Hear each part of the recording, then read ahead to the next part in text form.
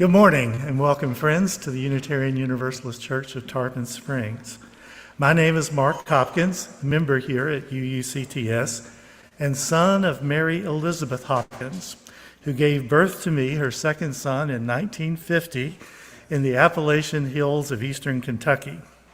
Mary Elizabeth, known as Bib to her friends, was a beautician and co-operator with my father, Charles Hopkins, of Hopkins Store. It was in the coal mining town of Wheelwright, Kentucky. We lived right above the store, and my mother would frequently say something like, "Mark, run down and tell your dad I want that porterhouse steak I put in the back of the meat cooler. I want to have that for supper with steak and gravy. And while you're at it, get some flour and some sugar, and I'll make cookies, and get some eggs and bacon for breakfast tomorrow." And I'd trot down the stairs and get that stuff. And Kathy, yes, if you remember when we first got married, my wife would say, I'd go to the grocery store and she'd say, "What are you trying to do, bring home the entire store to our house?" Well, yes, I guess I was recreating a memory. So happy Mother's Day to all. Let us celebrate all those who have nurtured our lives, who heal with their presence, who listen in sympathy, who from somewhere in their being have freely and wholeheartedly given life and given sustenance to us all. So a warm welcome to our guests who are here today. We'd like to get to know you better and hope you join us afterwards in the social hall for refreshments. Our service today is titled The Awe Prescription. I'll be having a conversation with Elaine Brooks. I'll tell you a little bit more about that in a few moments. Our mission states we are a liberal faith community for all ages, promoting spiritual growth, social justice, and the arts. Today our music is provided by our wonderful music director, Bonnie Whitehurst, and our choir. And again, a warm welcome. And our first hymn is in your teal hymn book, 1051, We Are, 1051. And we repeat the first section and the last section, and the rest of it we just goes right straight through.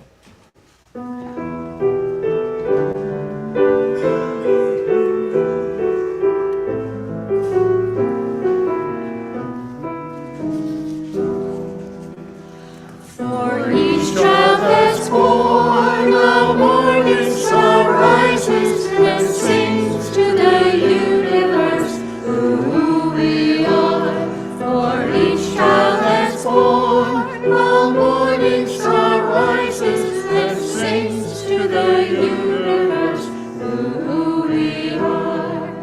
We are our grandmother's prayers, and we are our grandfather's dreamings. We are the birth of our ancestors. We are the Spirit of God. We are mothers of courage and fathers of time. We are daughters of dust and sons of great visions. We're sisters of mercy and brothers of love. We are lovers of life and the builders of nations. We're seekers of truth and keepers of faith. We are makers of peace and the wisdom of ages. We are our grandfather's prayers, and we are our grandfather's dreamings. We are the breath of our ancestors.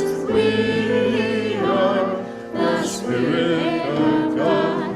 For each child that's born, a morning star rises and sings to the universe who we are. For each child that's born, a morning star rises and sings to the universe who we are.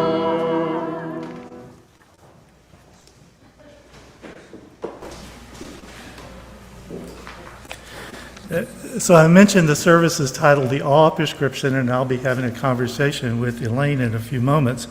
Let me tell you how this came about. I heard Elaine mention one day that she had been asked to be on a podcast to speak about awe. Now, we've been lucky enough to hear Elaine talk about awe before, as well as other sources of well-being, so I perked up to learn more. She said it was something she'd never done before, the podcast format, though she'd been studying and discussing awe for quite a while, and she was a little unsure how it would go. So I asked her if she survived the podcast, would she be willing to let me ask her some questions and have a conversation to discuss this fascinating subject. Well, she said yes, and I thought, well, why not do it with 40 or so of my other good friends? And so here we are. And my notes say here, when you run out of things to say, I bet Elaine will have a poem. Oh, do you? I do. You know me too well. Good morning. I'm Elaine Brooks. I'm a member of the church, and I serve on the board. And yes, of course, I have a poem. Mark just knows me too well. The poem today, and it's funny because I was listening to people talking in the social hall before we came in and talking about how awful things are in the world. And this poem is called Today's Headline by Rosemary Watola Trummer. And then one day, while I read aloud to my husband the news and felt the widening hole in my heart, he raised his hand to quiet me. I followed his gaze out the window to see in the yard a small, fluffy thing with black and white eye spots on its head. A northern pygmy owl beside our door, stout body, slightly smaller than my fist. It turned its neck a full half circle to look at me with bright yellow eyes. In an instant, I shifted from disgust with the world to awe. Awe for this fierce, bespeckled miracle, this wonder of feather and beak and claw, this small being in the grass looking back at me as if to say, here is also the news. How surprising the world can be, how quickly, when I let it, amazement overwrites my fear and makes of the hole in my heart a home. I imagine this is as true for many of you, and after what I've listened to, I think it is true, as it is for me. I struggle with believing that I have a moral obligation to know what is going on in the world, at the same time not wanting the heartbreak that knowing what is happening leads to. Sometimes all it takes is a headline. Our commitment to social justice as Unitarian Universalists means that we do pay attention to the world. To be aware and stay grounded, at the same time, it's essential that we have antidotes to the angst we feel. Awe provides us with opportunities to step outside of ourselves and be amazed. When is the last time you were stopped in your tracks by a sunrise or sunset, or listened to a piece of music that took your breath away and gave you goosebumps? So take a moment just to think about the last time you experienced awe, and notice how it feels to remember that experience.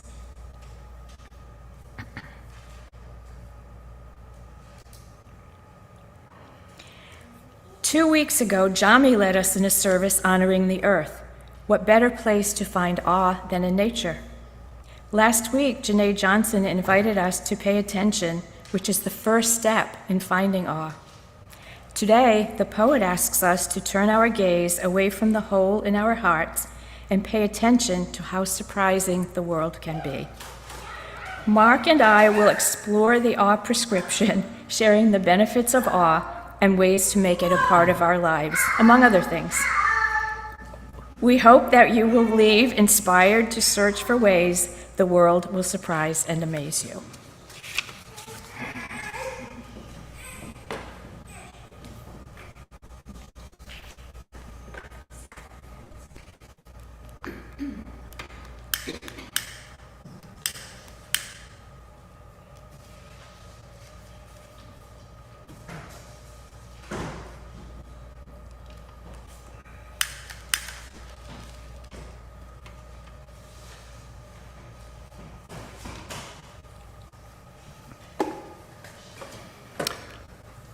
For our chalice lighting ritual today, I've chosen words from Stephen Charleston, a Native American elder and spiritual guide.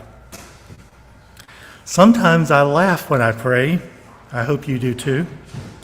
So often prayer is such a serious business with so many deep needs and heartfelt petitions, but there are those moments, those rare and happy times, when thanksgivings start to flow, like a mountain stream over the rocks, like running through the sunlight.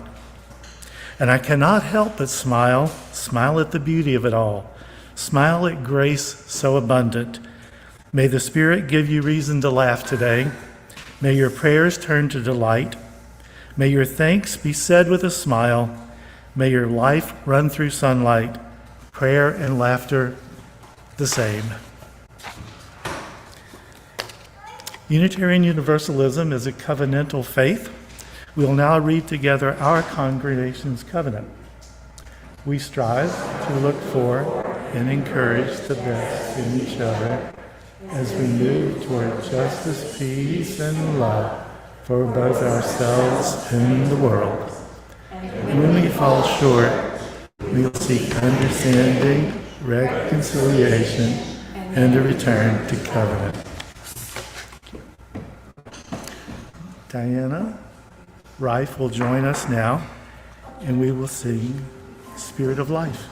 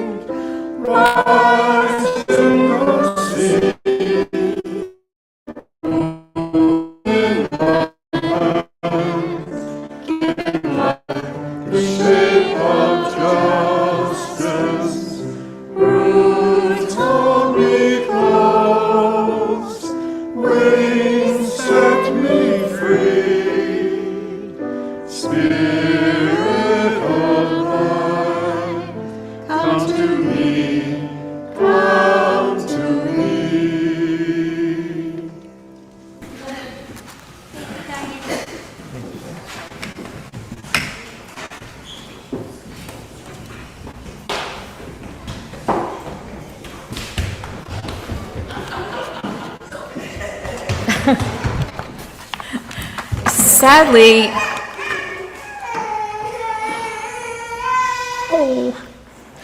Jami is sick today, and she would normally read the story, and she does such a great job.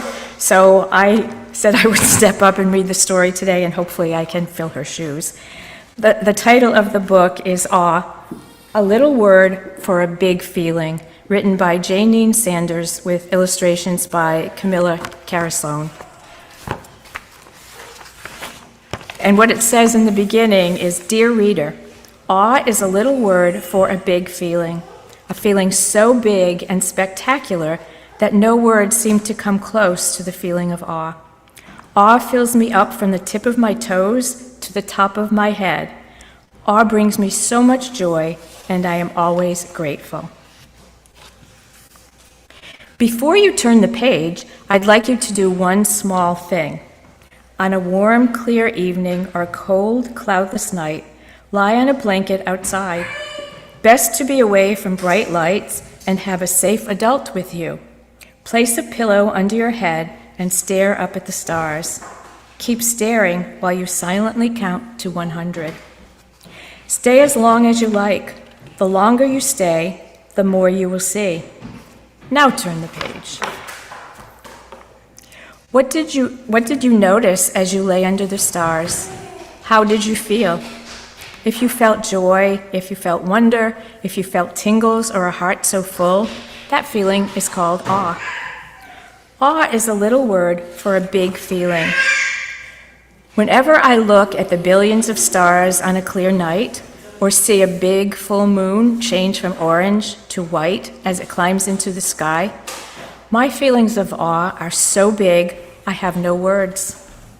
I can only be in that moment and feel that feeling.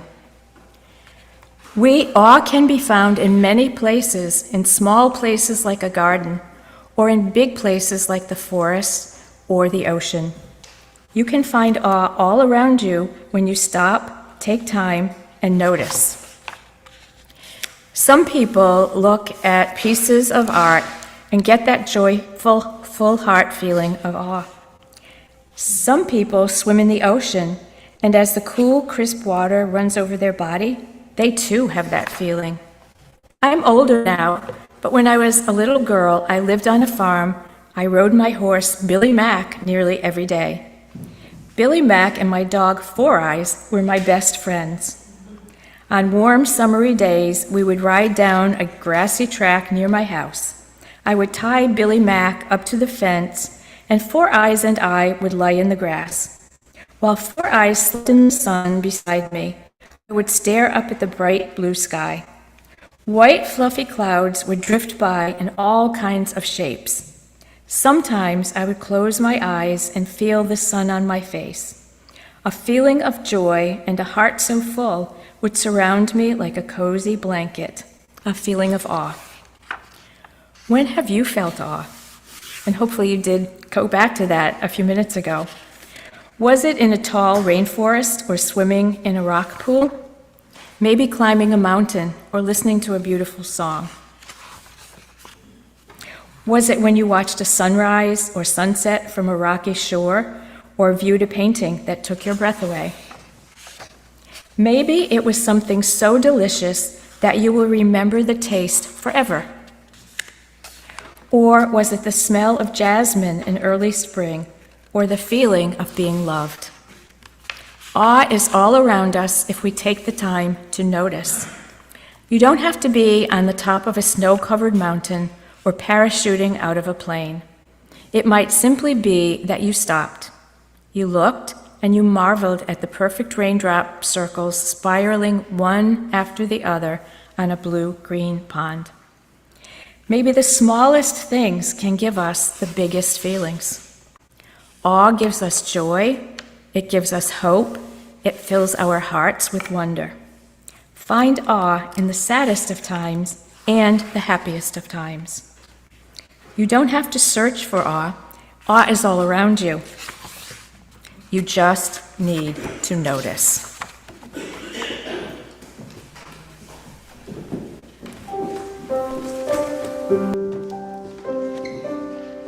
Go now in peace, go now in peace. May the light of love surround you everywhere, everywhere you may go.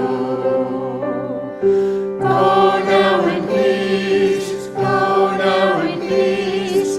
May the light of love surround you everywhere,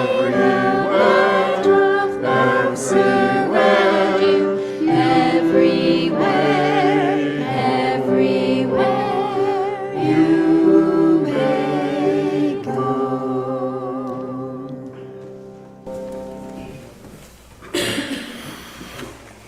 Now is the time in our service when we take the offering for the work and the welfare of this church. You may drop donations in the plate as it's passed or donate online. Your generosity is greatly appreciated.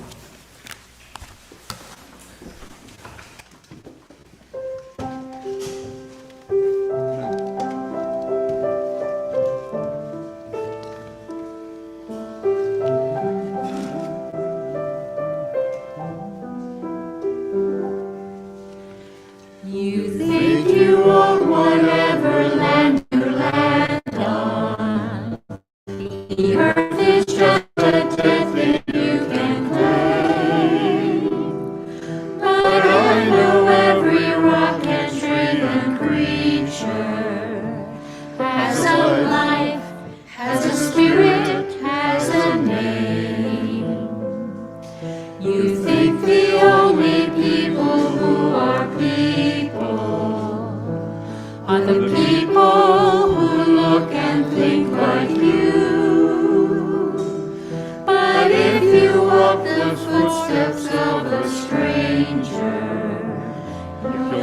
things you never knew,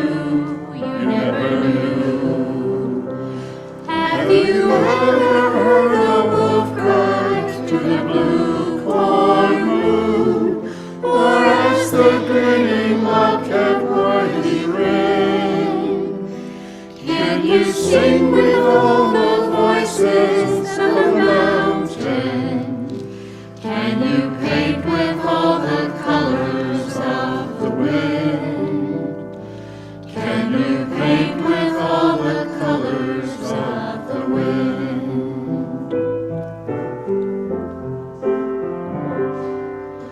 Come run the hidden pine trails of the forest.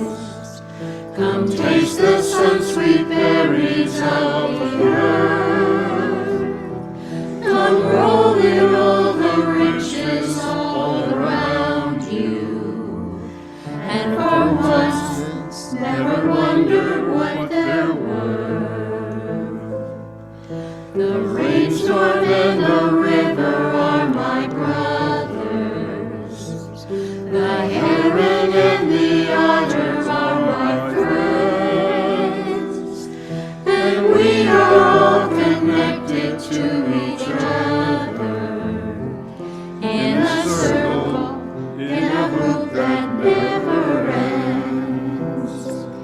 Have you ever heard the wolf cry to the blue corn moon, or let the eagle tell you where he's been? Can you sing with all the voices of the mountain? Can you paint with all the colors of the wind? Can you paint with all the colors of the wind? How high does the sycamore grow? If you cut it down, then you'll never know.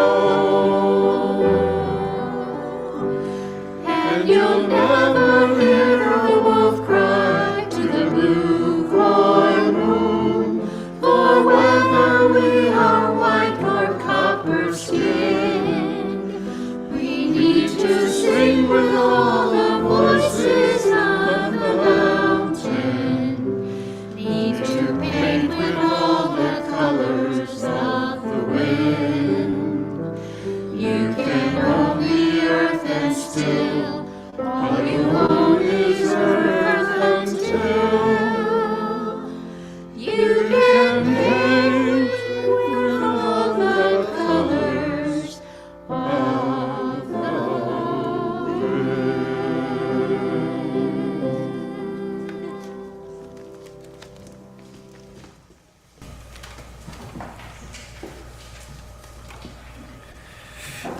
I'm in awe that you do it week after week after week.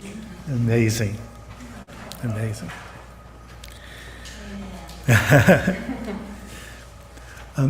This is the time in our service that we take a moment for reflection to gather ourselves. And what greater gift could you receive than a moment of reflection? A moment you may reflect on beauty. A moment you may reflect on joy.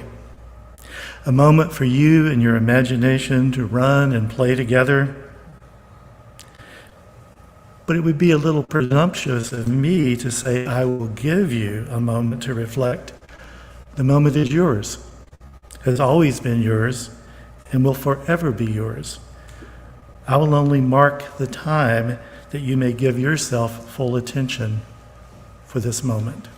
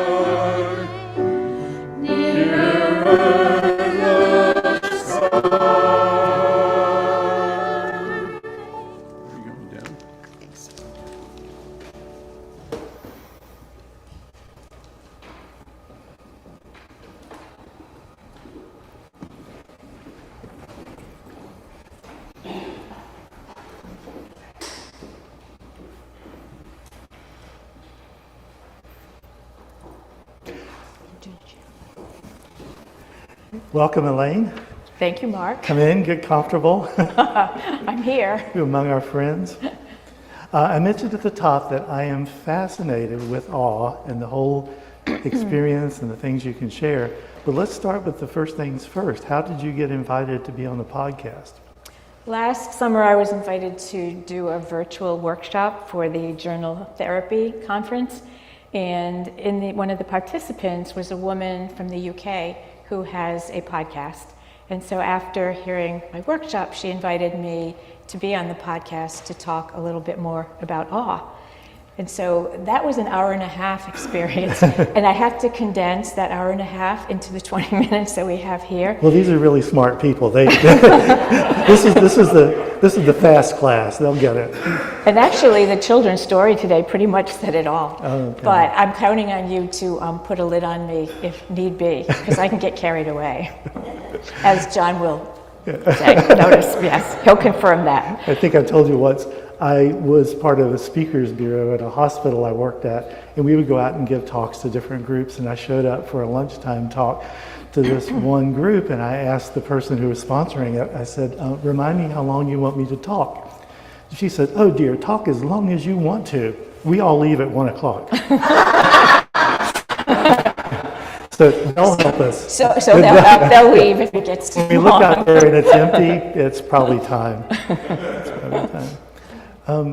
Let's go back a bit. When were you first struck by the notion of awe and the power it has? Well, it all started with a podcast. I was listening to the Good Life Project. I don't know if people are familiar with that podcast. It's a good one. And the person being interviewed was Dr. Dacher Keltner, who was talking about the book he had written about awe.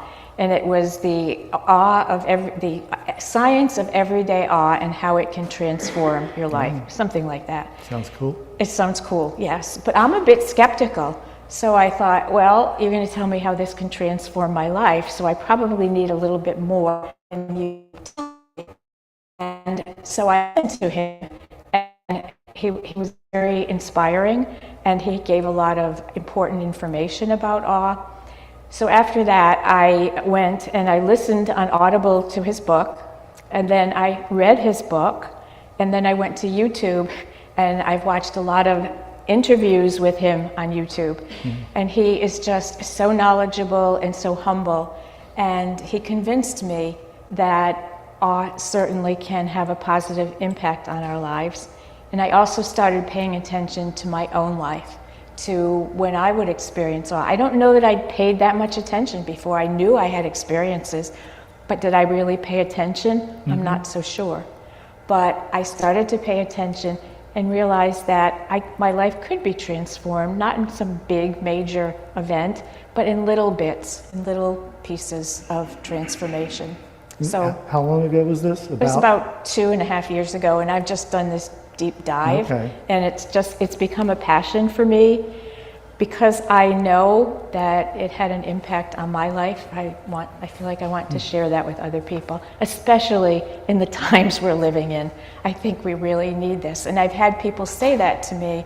I've also done a couple of other workshops, and people will say afterwards, you know what, we need this. We do need it. Yes. So hopefully you will find something today that will help you find it. Okay.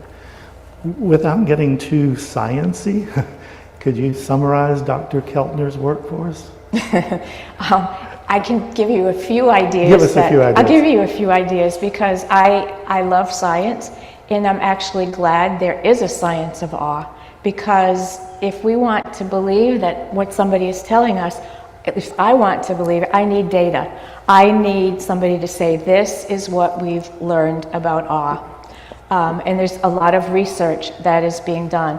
It's only within the past 15 years or 20 years that they have started to look at positive emotions. It always used to be negative emotions. Right, yeah.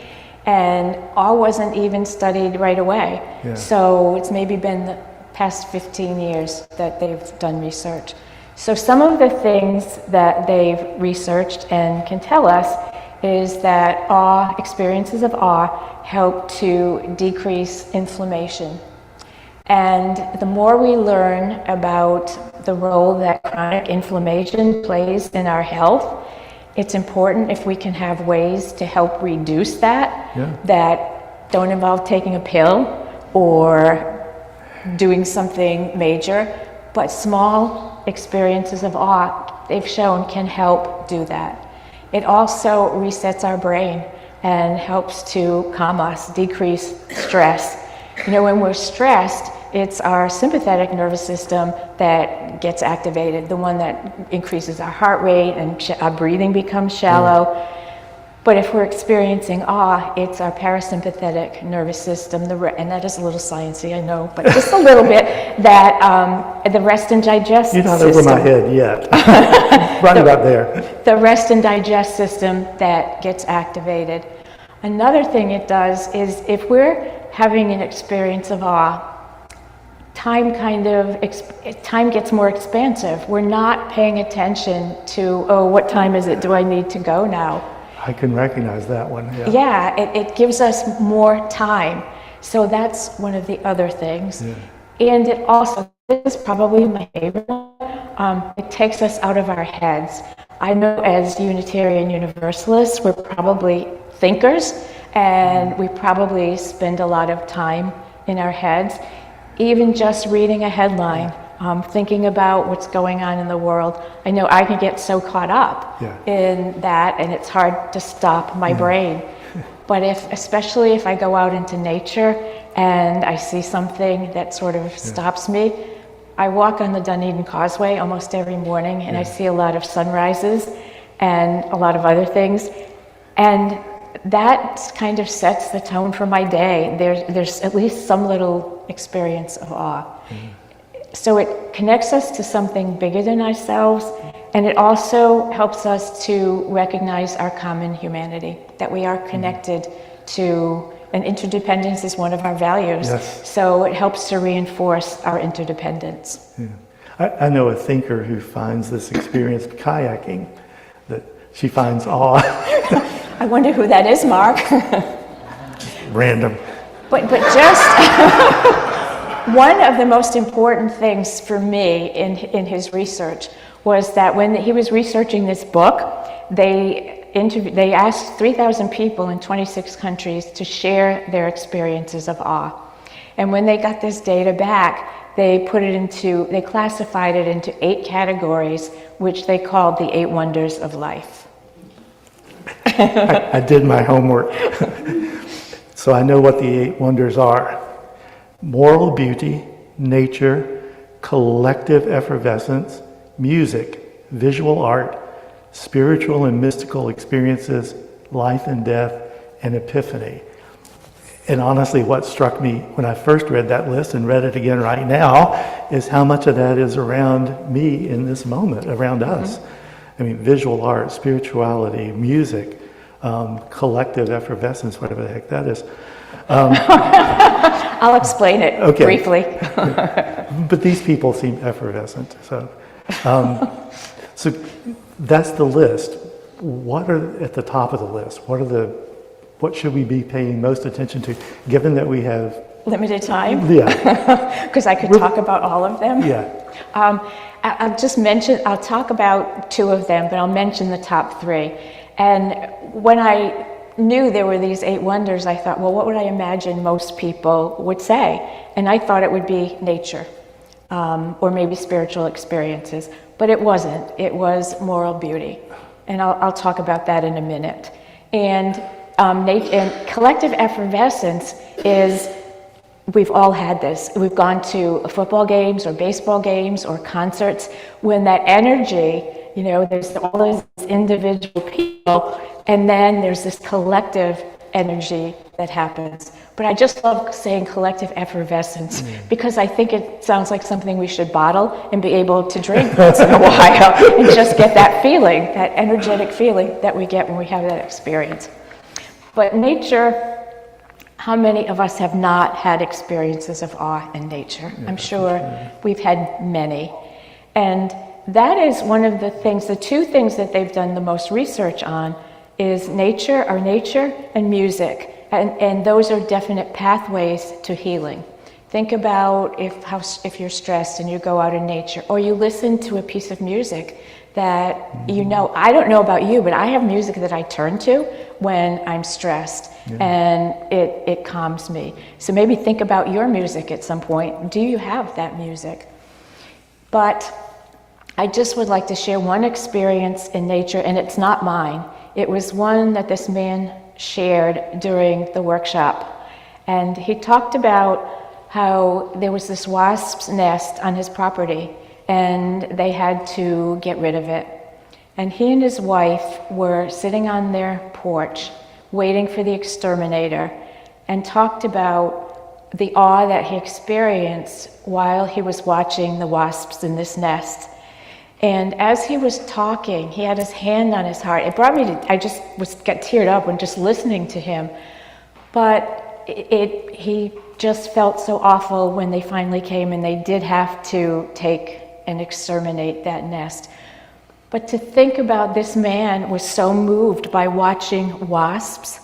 If he could find awe in that, we can find awe in a lot of places.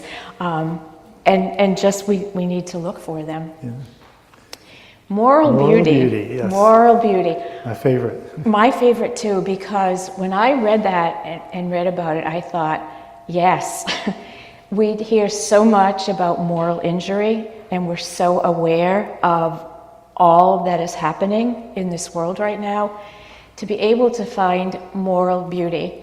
And what they identified moral beauty as is the courage, kindness, strength, overcoming that we see in people.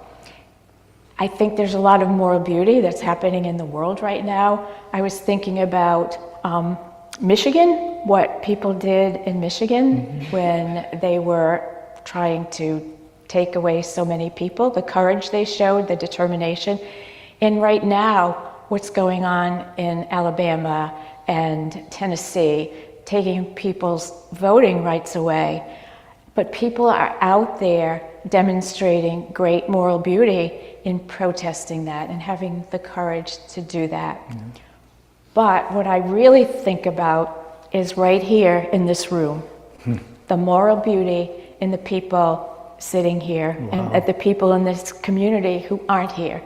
How many people show us kindness, acts of kindness, and courage, and overcoming.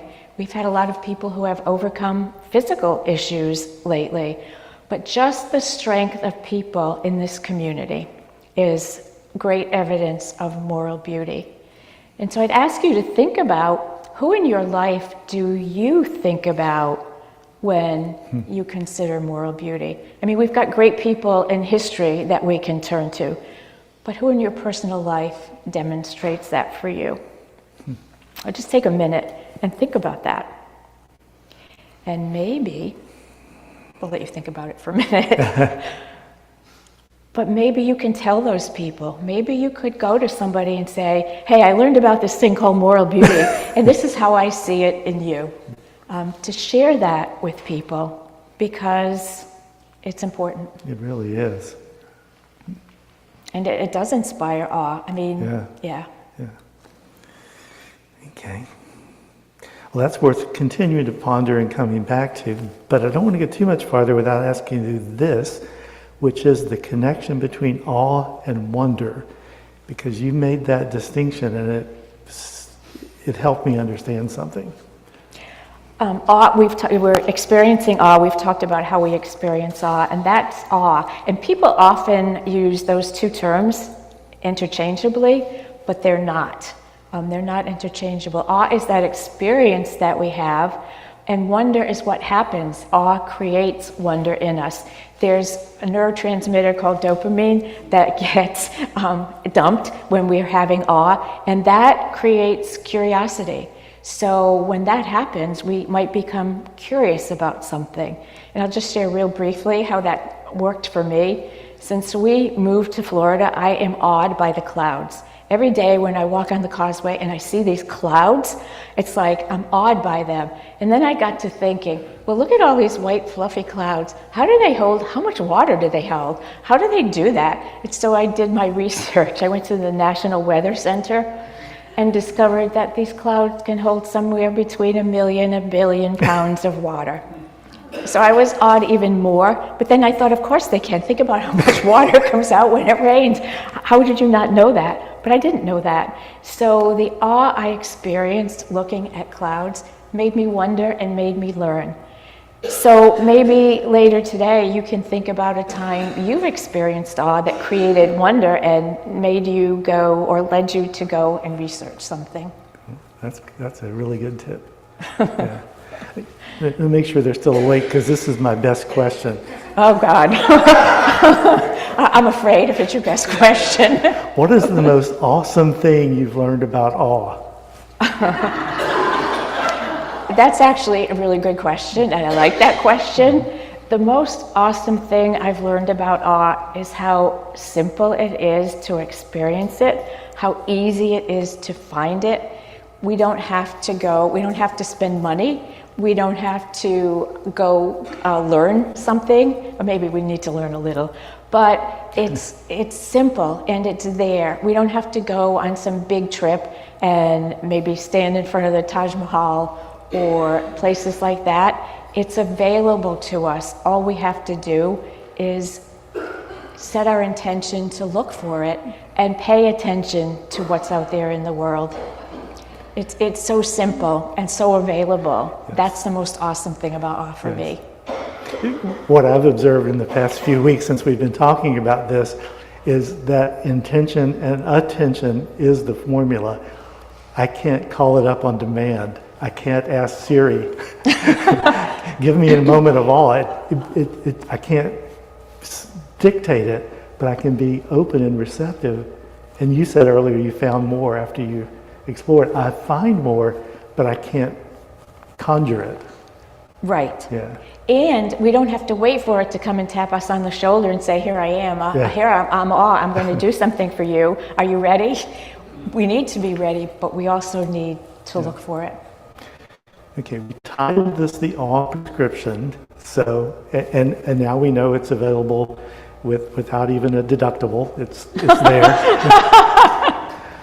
So this week, what might you suggest, or tips, or things we could do to bring awe into our life? I think the first thing is to set that intention to say, I am going to pay attention to where I saw in this world, and to look for it, to be open to it, and to be ready to see it when it's there. To look at the clouds and to be amazed. Being amazed is another way that we talk about awe. When something amazes us, that's an experience of awe. So to notice where we're amazed by something, to go out and look for a moral beauty, look for someone who is practicing kindness, who is being kind, to really pay attention. That's the first thing, to be open, to know that you're going to do this, to think about going for an awe walk, to say, okay, maybe I'm going to go walk someplace that I don't usually walk, and to really look and see what's there, what's new. And one of the things that I think can be helpful is to look at something, maybe look at this flower and think, what if I'd never seen this before? What would I notice? What would I really pay attention to? Or maybe even, what if I were never to see this again? What would I want to remember about this flower or this act of kindness that I'm witnessing? How does it impact me? And what do I want to remember about it? And if you do go out in nature, to maybe when you go home, write about it. Because if we write about our experiences of awe, when we go back and read them, we can get that same experience again. We can relive that experience. So to do things, to set the intention, and to go out and be present and look for it. Your description of like looking deeply or asking the question, if I'd never seen this before, reminded me of, in the Buddhist tradition, Thich Nhat Hanh described interbeing, things are, we talk about that. And he said if you look deeply into a piece of paper, you can see that the paper was once a tree, and the tree was once, fed by sunlight and fed by roots, and you can see the tree, being cut down and being turned into paper. You can see the whole universe in a flower or tree. Yes. So that's another way.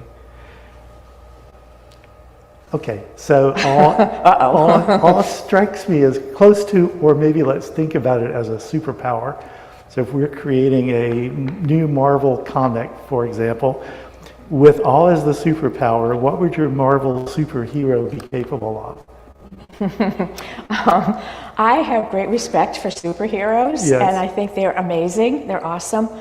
But what comes to me with that is Rachel Carson wrote an article back, I think it was 1955, before she wrote The Silent Spring, and it was about creating wonder in children.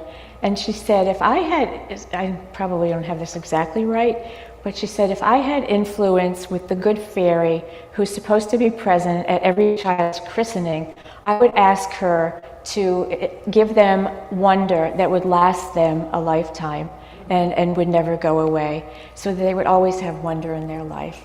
So I would like to be, not a superhero, but I would like to be that good fairy who does that for children, but also I would like to be able to go around every night, and maybe Starfire could help me, with a magic wand and go into people's dreams and tell them, when you wake up in the morning, you're not going to look at your phone first thing and see what's happened overnight or what terrible thing is going to happen today. But I would ask the good fairy, or I would want to instill in them the question, where am I going to go and find awe today? Where will I be surprised by the world today? Not in a good way, not in the way we're so often surprised these days. Well, both because I'm the clock watcher. I know. And because that's a beautiful place to begin to wrap up. But before I do, is there any one thing that you wanted to impart that I didn't get around to? No, I don't think so. They can ask you at the coffee hour. Yeah, I'm happy to talk about this. So I'm always happy to talk about this topic. So hit me during coffee. No, just to remember that it's there and to pay attention so that you have experiences of awe and that you remember them. You really take them in and remember them. Thank you. Thank you.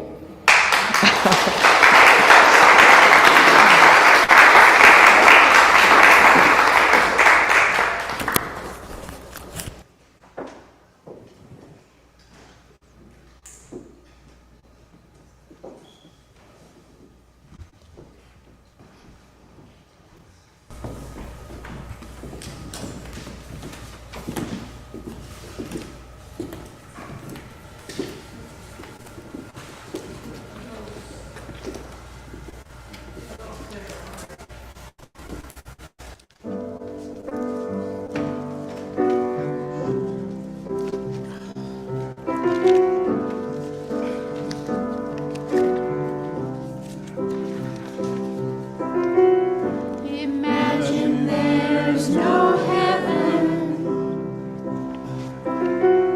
It's easy if you try. No hell below us. Above us only sky. Imagine all the people living for today. Imagine there's no countries. It wasn't hard to do. Nothing to kill or die for, and no religion too. Imagine all the people living in peace. You may say I'm a dreamer, but I'm not the only one. I hope someday you'll join us in the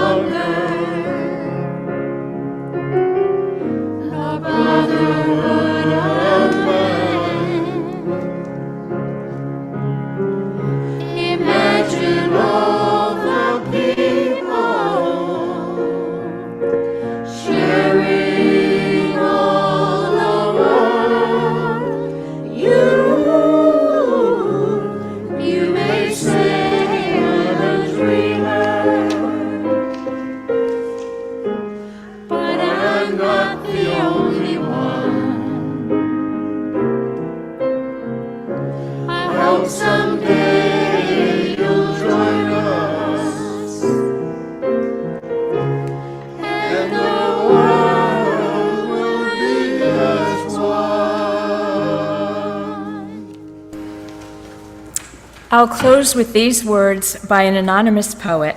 I do know that it was inspired by the amazing poet Andrea Gibson. I stopped waiting for awe to find me and made it my job to find it, building a goosebump collection with every miracle. Not just the mountain, but the beetle's armor, the small, quiet crack in the daily grind where the light breaks through. We hope that you've been inspired to find everyday awe. I invite you to spend time in nature, listen to music that touches you, and look for examples of moral beauty, and continue to bring your own moral beauty into the world. When we get together, we often say something like, "Did you hear about?" and finish that line with the latest appalling thing we've heard or read. Why not try sharing your experiences of awe instead? And thank you, Bonnie and choir, for the beautiful music as always. It was very awesome. Our closing hymn is number 1064, Blue Boat Home, 1064 in the Teal hymn book.